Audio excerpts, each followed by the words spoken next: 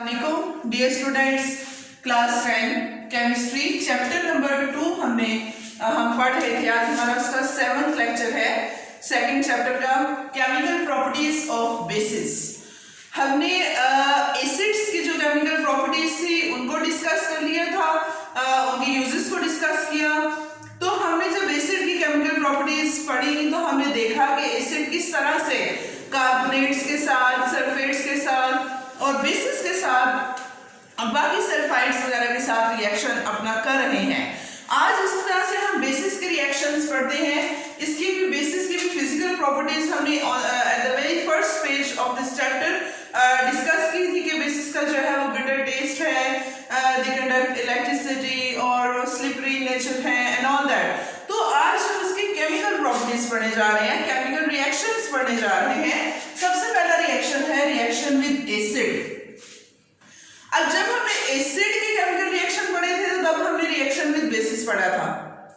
Same वही है, basis को एसिड के साथ रिएक्ट करवाएं, एसिड को बेस के साथ रिएक्ट करवाएं, बात तो एक ही है। तो जब बेसिस एसिड के साथ रिएक्शन करती हैं, क्योंकि ये दोनों ऑपोजिट नेचर के हैं, बेसिस की नेचर अलग है, एसिड की नेचर अलग है, तो जब ये दोनों मिलते हैं तो क्या होता है, न्यूट्रलाइज कर देते हैं एक दूसरे को।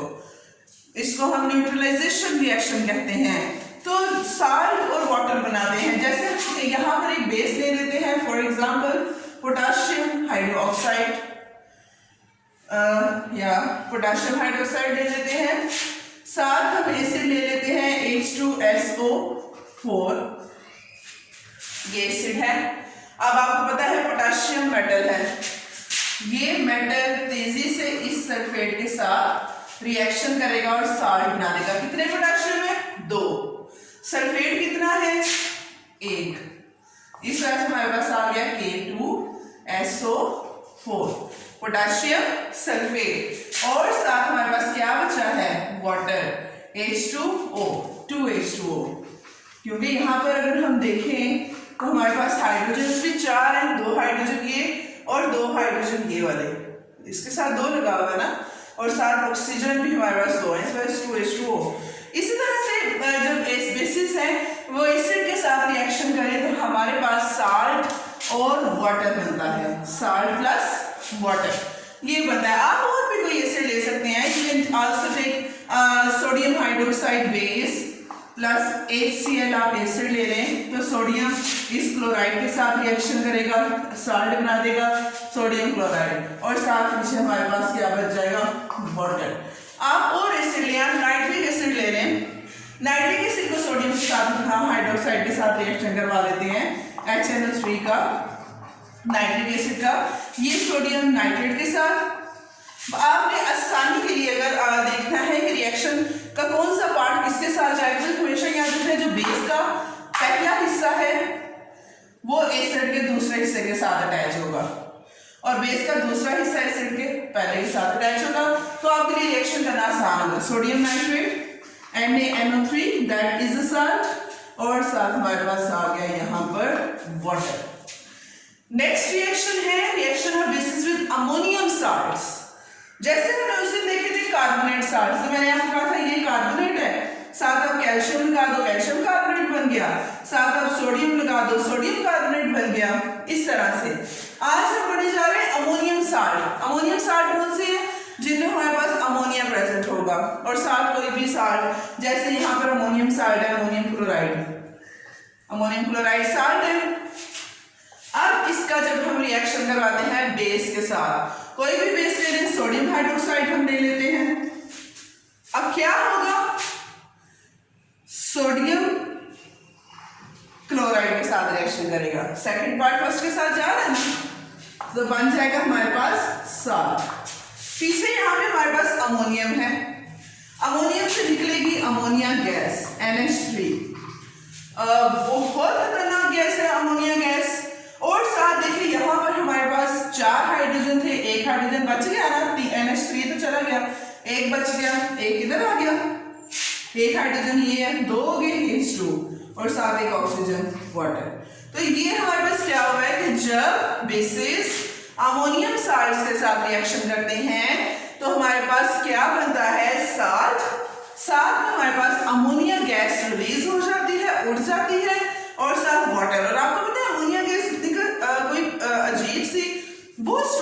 है ना एक्चुअली ये, तो इस वजह से खतरनाक है कि जब लैब में एंटर होते ही हमारी यूनिवर्सिटी में इतनी बड़ी लैब होती थी, तो वो लैब में एंटर होते ही फर्स्ट डोर पे एंटर होते ही पता चल जाता था कि अमोनिया खुला हुआ है, किसी ने ये केमिकल खोला है, लिक्विड फॉर्म में होता है, उड़ भी जाता है।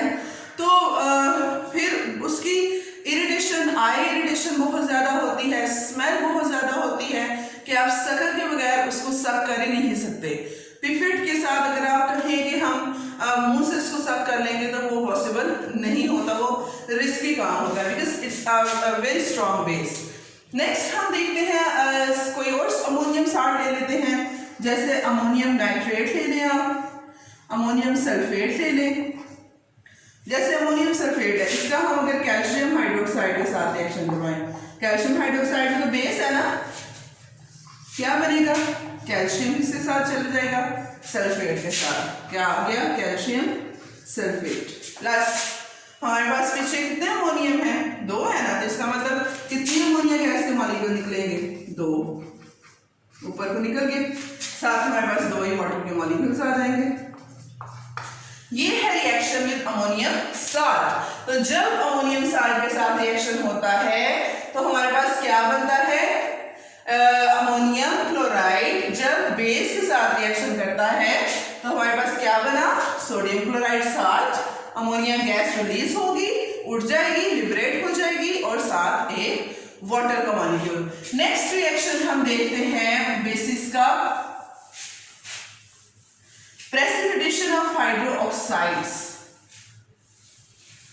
प्रेसिपिटेशन ऑफ हाइड्रोक्साइड मींस कि जब हम बेसिस का हैवी मेटल्स के जो साल्ट्स हैं, जैसे कॉपर है, जिंक है, लेड है, फेरिक है, फेरस है, इन साल्ट्स के साथ, इन मेटल्स के जो साल्ट्स हैं, इनके साथ जब हम रिएक्शन बेसिस का करवाते हैं तो क्या होता है, क्योंकि दीज आर हैवी मेटल्स, तो बेसिस क्या करती है, जब उनके साथ रिएक्शन करती हैं तो वो उनको इनसॉल्युबल हाइड्रोक्साइड्स की फॉर्म में प्रेसिपिटेट कर देती हैं। मतलब कि जब मेटल्स, हैवी मेटल के साथ बेसिस का रिएक्शन होता है तो क्योंकि वो हैवी है और आपको पता है हैवी चीज नीचे रहती है, तो उसकी वजह से फिर जो हाइड्रोक्साइड्स बनती हैं वो पानी के नीचे ही प्रेसिपिटेट हो जाती हैं, सॉलिडिफाई हो जाती हैं और बाकी हमारे पास जो साल्ट है वो ऊपर आ जाता है। जैसे यहाँ पर एक हम हैवी मेटल ले लेते हैं, फॉर एग्जाम्पल यहाँ पर मैं ले लेती हूँ कॉपर सल्फेट। अब कॉपर एक हैवी मेटल है, जब बेस का रिएक्शन इस कॉपर के साथ होगा, फॉर एग्जाम्पल हम यहाँ पर कैल्शियम हाइड्रोक्साइड ले लेते हैं बेस, क्या होगा, ये कॉपर इस हाइड्रोक्साइड के साथ मिलेगा, बेस पर ये ना इनसॉल्युबल, तो हमारे पास इनसॉल्युबल हाइड्रोक्साइड बन जाएगी। ये ब्लू कलर का प्रेसिपिटेट बनेगा, blue precipitate, PPTs, blue PPTs हमारे पास बनेगी क्योंकि ये जो नीला होता है कॉपर सल्फेट, आपको पता है ये ब्लू कलर का होता है, तो ब्लू प्रेसिपिटेट हमारे पास बनेगा और साथ हमारे पास कैल्शियम सल्फेट साल्ट बन जाएगा। सिंपली क्या हुआ, बेस ने साल्ट के साथ रिएक्शन किया और फिर बना दिया साल्ट और बेस। बस ये है कि अब जो बेस है हमारे पास वो इनसॉल्युबल बनेगी, ब्लू प्रेसिपिटेट्स की फॉर्म में आ जाएंगे, हमें पता चल जाएगा कि अब हमारे पास रिएक्शन हो गया है जब पीपीटीज बन जाएंगे। उसके अलावा अगर हम रिएक्शन देखते हैं फेरिक क्लोराइड, फेरिक क्लोराइड का, फेरिक क्लोराइड के साथ रिएक्शन देखते हैं sodium hydro oxide, 3 sodium hydroxide लिए हमने, ये फेरिक हाइड्रोक्साइड आ जाएगा, प्रेसिपिटेट इसके ब्राउन प्रेसिपिटेट होंगे और साथ हमारे पास 3 sodium chloride, ferric hydroxide, brown इसके प्रेसिपिटेट्स बनते हैं, पीपीटीज ब्राउन। इसी तरह से अगर हम देखें जिंक क्लोराइड, साल्ट है, हैवी मेटल्स हमने लेने हैं ना सारे, zinc, copper, iron, lead, nitrite, ये हैवी मेटल्स, फेरस, इसका हम रिएक्शन देखते हैं सोडियम हाइड्रोक्साइड के साथ, 2 सोडियम हाइड्रोक्साइड लेने हैं।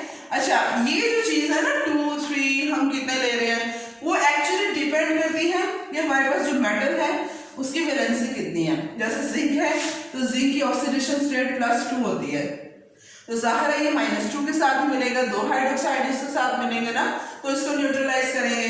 आयरन की +3 होती है, इस वजह से हमने किया है। तो जिंक हाइड्रोक्साइड, ये व्हाइट कलर के पीपीटीज हमारे पास बनते हैं, व्हाइट पीपीटीज, और साथ हमारे पास आ जाएगा 2 सोडियम क्लोराइड। इसी तरह से अगर हम लेड के साथ रिएक्शन देख लेते हैं, लेड नाइट्रेट प्लस हमारे पास सोडियम हाइड्रोक्साइड है, lead hydroxide base insoluble hydroxide बन जाएगी, और साथ हमारे पास बन जाएगा सोडियम नाइट्रेट 2NaNO3। तो ये हमारे पास रिएक्शन होगा इसका। इस तरह से हमारे पास बेसिस है वो जब रिएक्शन करती हैं हैवी मेटल्स के जो साल्ट्स हैं, keep in mind heavy metal, तो तब हमारे पास क्या बनता है। अब ये लेड के भी आई गेस ब्राउन पीपीटीज भी इसके भी ऐसे ही बनते हैं, तो इन टर्न हमारे पास इनसॉल्युबल हाइड्रोक्साइड्स बनती हैं, प्रेसिपिटेट उनके बनते हैं, पीपीटीज बनती हैं, वो क्रिस्टलाइज हो जाती हैं, और साथ हमारे पास साल्ट बना है। इस तरह से उन्होंने फेरस क्लोराइड के फेरस सल्फेट के साथ भी रिएक्शन करवाया हुआ है। आपको पता है फेरस और फेरिक में क्या फर्क है। जो फेरस है इसकी ऑक्सीडेशन स्टेट होती है +2, फेरिक की ऑक्सीडेशन स्टेट होती है +3, है दोनों आयरन। फेरस सल्फेट का जब उन्होंने रिएक्शन करवाया है सोडियम हाइड्रोक्साइड के साथ, ferrous hydroxide FeOH2 +2 sodium sulphate Na2SO4 sodium sulphate, ये हमारे पास रिएक्शन होगा। ये हाइड्रोक्साइड हमारे पास बनी है, व्हाइट पीपीटीज भी इसके बनेंगे। ये भी हमारे पास chemical properties of bases. Hopes तो आपको समझ आए हैं, 3 है, बस आपने ये याद रखना है कि क्या क्या रिलीज हो रहा है। एसिड के साथ रिएक्शन करेगी बेसिस, साल्ट प्लस वाटर बनेगा, अमोनियम साल्ट के साथ रिएक्शन करेंगी तो salt plus ammonia plus water बनेगा, और जब ये रिएक्शन करेंगी हैवी मेटल के साल्ट के साथ तो इनसॉल्युबल हाइड्रो ऑक्साइड्स बनेंगी in the form of precipitates. तो ये थे हमारे आज रिएक्शंस। कल हम इंशाल्लाह मंडे की क्लास में बेसिस के यूजेस को पढ़ेंगे डिटेल में, तो ताकि आपको इजीली समझ आ जाएगी। आज के लिए इतना ही है। अस्सलाम वालेकुम, अल्लाह हाफिज।